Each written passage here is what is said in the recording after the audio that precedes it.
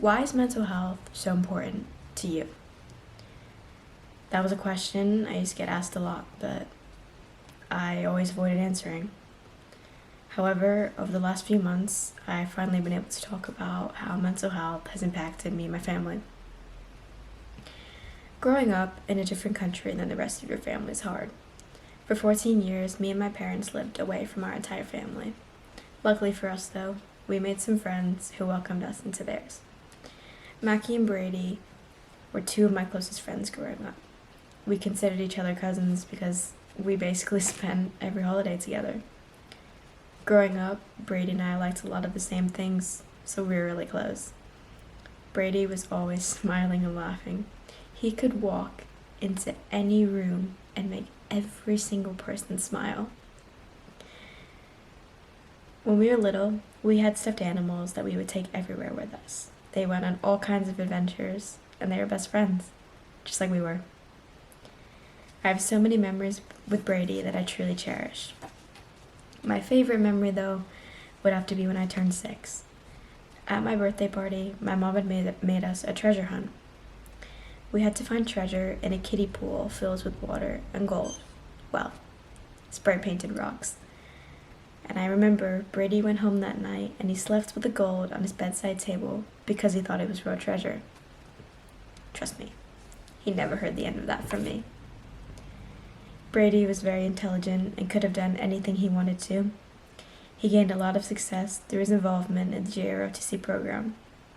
He earned numerous national awards and displayed exceptional leadership skills.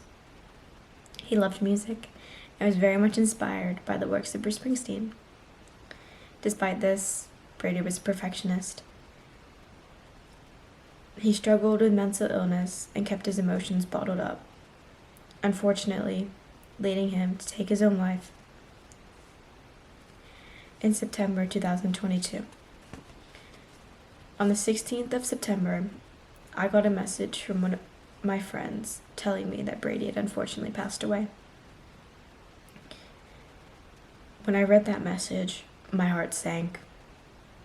I froze and immediately felt sick to my stomach. A million thoughts, a million different scenarios, and all I could do was just hope that it wasn't true. But deep down, I knew what happened. I just didn't want to believe it. I started the message until my mom called me to come downstairs. When I got to my mom, she looked as though her whole life had just shattered. She looked at me with tears in her eyes and just said, "Gab, I'm so sorry." I knew then that my worst nightmare had come true and that I was right. I walked out of the room with my mom following. I felt weak. My legs weren't strong enough to hold me up. I collapsed onto the floor, screaming and crying, repeatedly saying, "No, please, no." Following that, I was lost. I just couldn't comprehend what had happened. I kept asking myself, why? Why didn't he tell me? He seemed so happy when I called him a couple of weeks ago.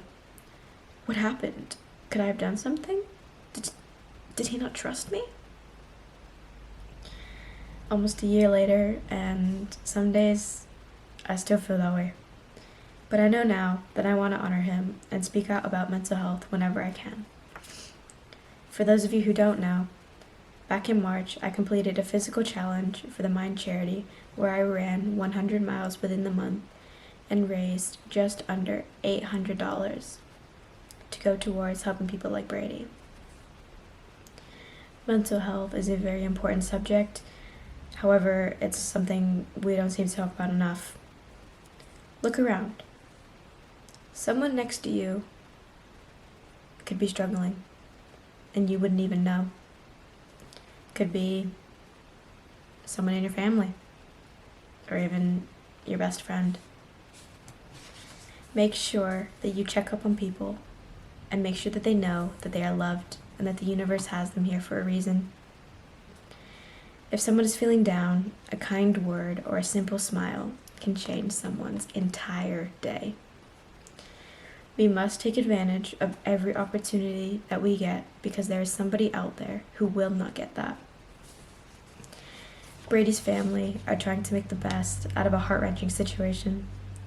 They are using Brady's story to create awareness about mental health and have even started their own charity. Brady's voice was created in his memory, hoping to help save a life. They have also created a scholarship in the JROTC program that Brady loved. They are recognized by Brady's biggest inspiration, Bruce Springsteen, who dedicated his last song of the show, "I'll See You in My Dreams," to Brady. As for me, my life will never be the same.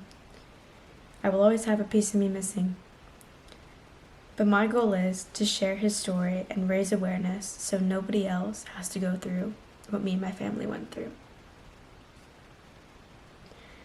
And that is why mental health is important to me.